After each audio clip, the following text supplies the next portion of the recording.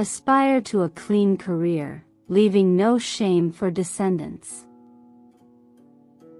Hello everyone. Welcome to Encountering Chinese Case Stories, Cases Judged by Bao Gong. Today, I'm going to bring you a story called The Murder in Yuezhou.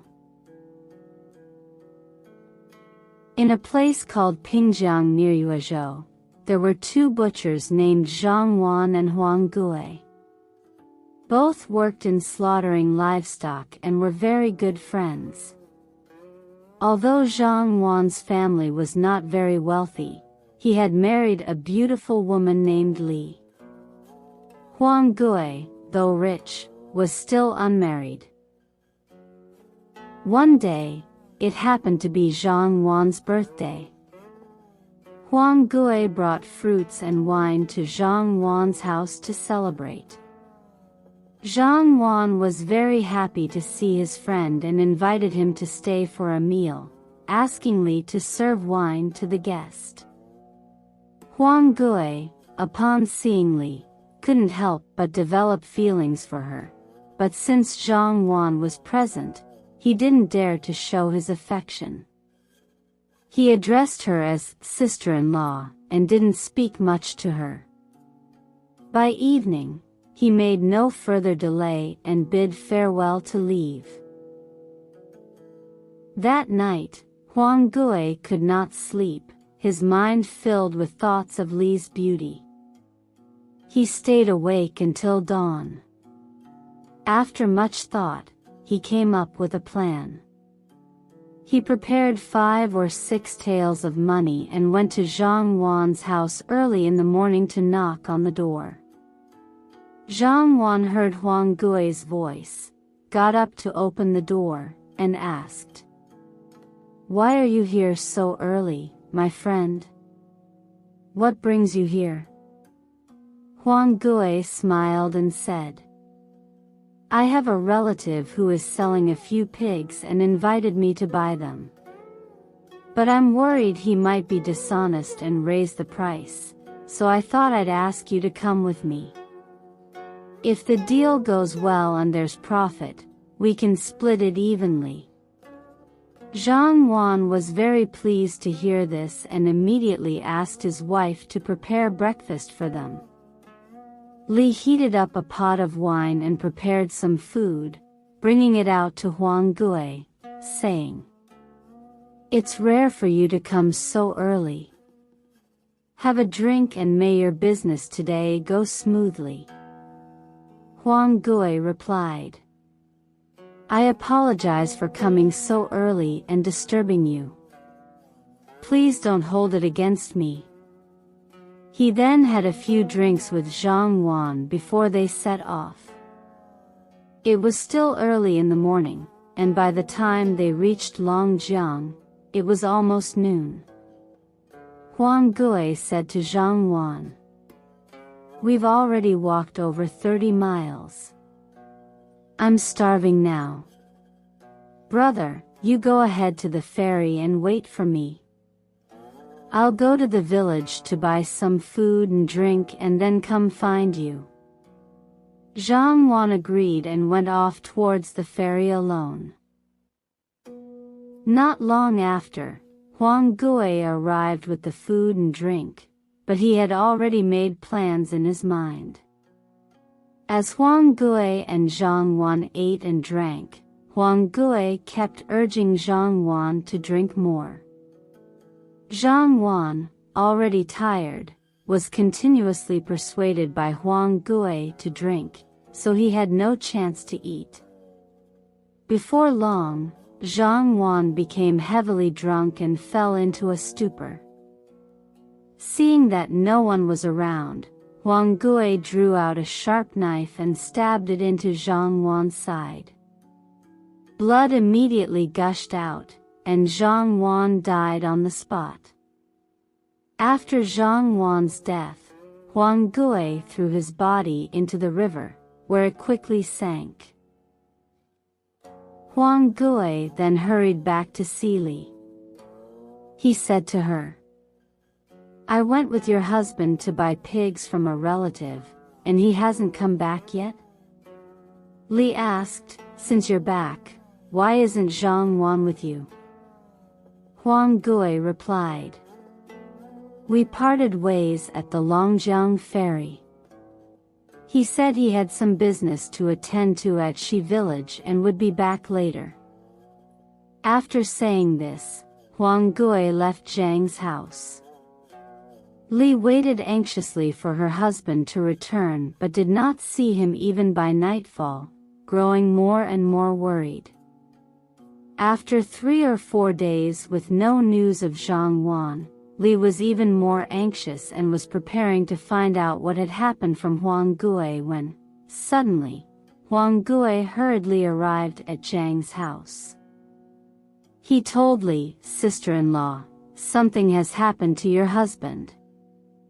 Li asked urgently, what happened? Huang Gui said, I went for a walk outside the village and met a group of merchants who reported that someone had drowned at the Longjiang ferry.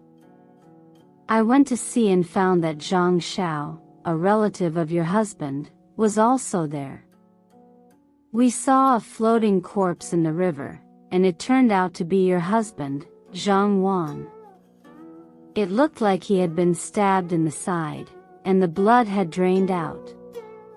Zhang Xiao and I moved the body to the shore. You should quickly go buy a coffin and bury your husband. Li was devastated and fainted several times from grief. Huang Gui stayed by her side, pretending to offer comfort, before finally taking his leave.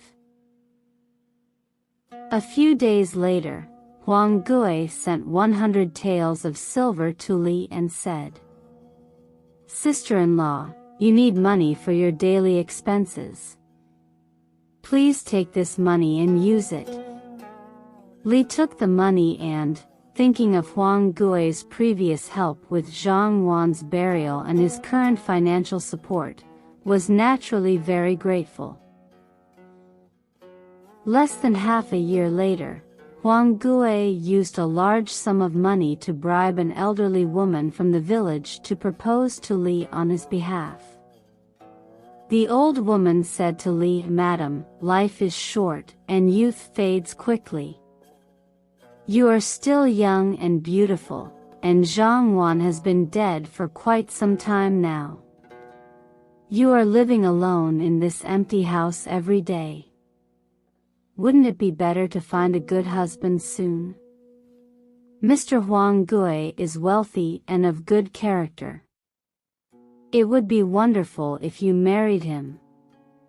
Li hesitated and said, I am indeed grateful for Huang Gui's constant help. It would be good to marry him, but my husband and I had a very good relationship before his death. If I marry so soon after his passing, people might gossip about it. The old woman smiled and said, Your two families have always been close. Now, he is unmarried and you are widowed, which is a perfect match. Who would criticize such a good match? Li thought this made sense and agreed. The old woman, seeing that the matchmaking was successful, immediately went back to inform Huang Gui. Huang Gui was naturally very pleased and quickly prepared the dowry to marry Li. On the wedding night, the atmosphere was warm and romantic, and the couple lived harmoniously. From then on, Huang Gui and his wife went in and out together, inseparable, and before they knew it, 10 years had passed.